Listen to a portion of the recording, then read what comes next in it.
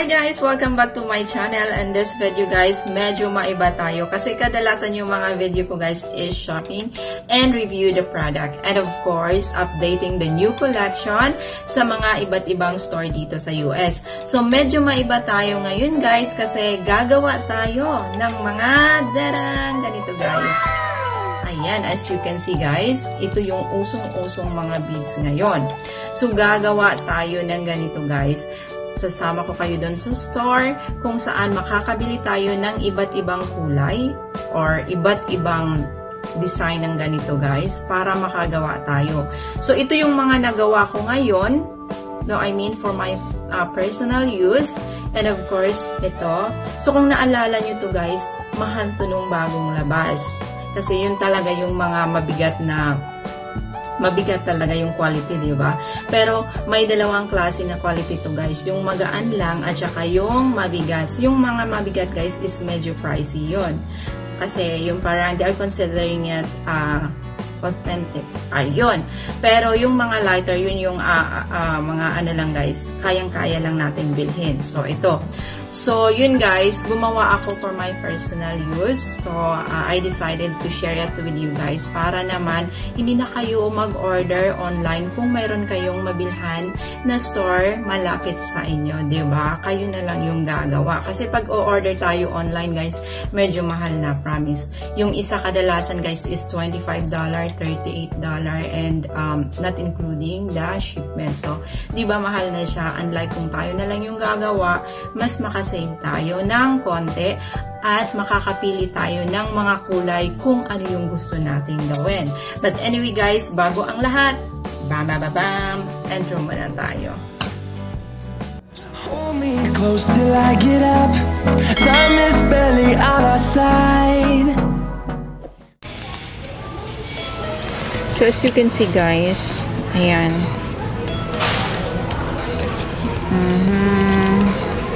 Yung isang ganito guys is, ito yung price niya, $3.99. So, ito medyo classy siya, so mahal. $5.99. So, depende sa klase ng beads na gusto nating bilhin guys. Ayan.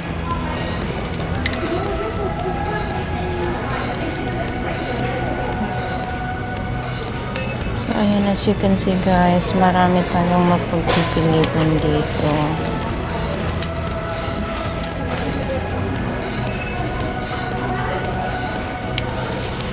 So, ito nakaset na siya. Parang bracelet na talaga siya guys. So, syempre, kukuha lang tayo ng beads na pudit tayo yung gagawa. Ito maganda ka, diba? Maganda to guys. So, ayan. So, ito yung parang pearl. So, 5. Ayan yung price niya. $5.99. Yung para siyang tawas guys. As you can see. Ito naman is maganda. Ito yung crystal. Parang crystal siya.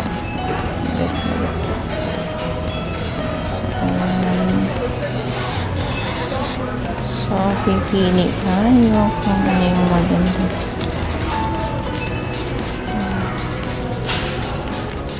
So, meron din nga ang Halloween. Ayan. Itong butterfly guys, pang ano lang to siya, pang alternate.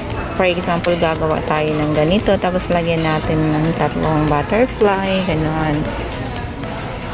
So, hanapin natin yung autumn color, guys. Yung parang yellow. Maganda to guys. So, gusto ko to kaso malaki siya. Or, yung mga ganito. So, meron siyang mga parang kahoy.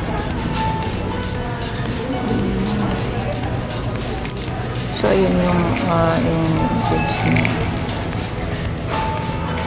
Yung copy guys. So, yan for the kids. Kids like this one guys. Very colorful. So, ayan. So, ito, like, fancy. So, ito yung pang-alternate.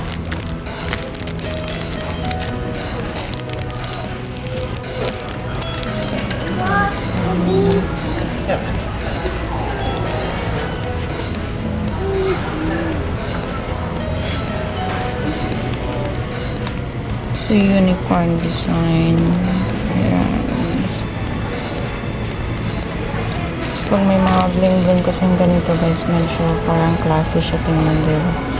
So, yung ito naman, mga pendant. Ayan, mga pendant. Pag gagawa ka ng necklace, ang dami-dami nga pagpipilian. Ayan, ito yung mga chain. So, ang dami-dami. Ayan. So, ang isang ganito guys is, let's check. Nag-sale sila guys. So, buy one, get one. So, 50% off. So, leggings. Mga bitay-bitay niya ba sa Bisaya. And then, meron din itong ano guys. Yung parang masuot natin. So, ayan, madami tayong pagpipilian dito. Pwede tayong bumili ng dalawang pieces lang. Ayan. So, and then of course, pwede din tayong bumili ng buy set na siya. So, 6 pairs siya guys. So, diba? Ito yung nakaka-ano tayo nito. Mas nakaka-save tayo pag ganito yung bumili natin. Ayan. So, medyo classy naman yung dating. Ito, meron din dito. Ayan. Pili ka lang dyan. Pero skip muna natin yan, guys. So, ito yung mga earrings. Ayan, necklaces. Pendant. So, ito naman yung mga boxes if you want to make para mas ma-separate mo each color. And, ayan, $5, $8. $4.99. Ayun.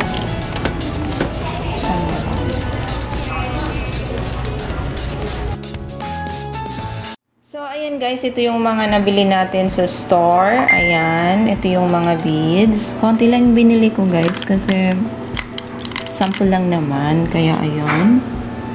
Blue and ito brown. So, may mga remaining pa ako dati guys. Sa mga naunang ano ko, ginawa ko. Ayan. So, ito din. Doon din ito binili guys. So, ayan. And of course, hindi mawawala. Ayan. Yung sinulid. And, syempre, bumili ako nito guys para sa next. Gagawa ako ng fashion earrings. And of course, bumili din ako ng box. Para pag may gusto akong bigyan, syempre, ilagay natin sa box para presentable naman siya like this. Diba? Okay, yan. So, wala akong pang-ipit nito guys. Ang gagamitin natin ay itong paper clip. Ayan.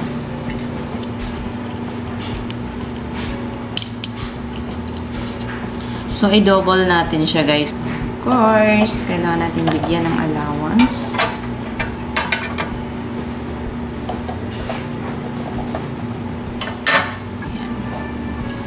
Lagyan natin dito ng paper clip guys.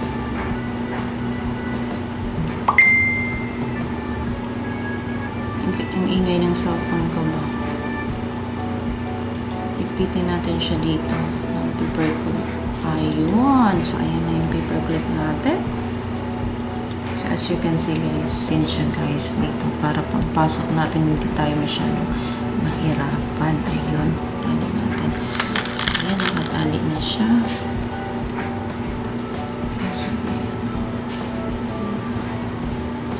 Ito naman malikot.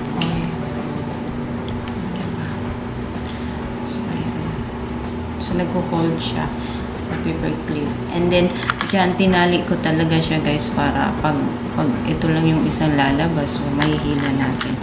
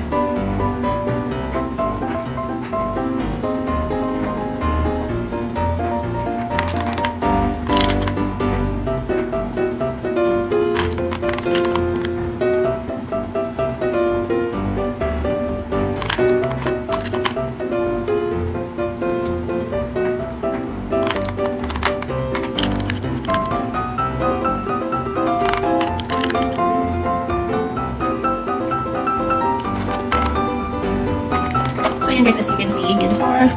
So, lagyan natin ng element. Pang-alter.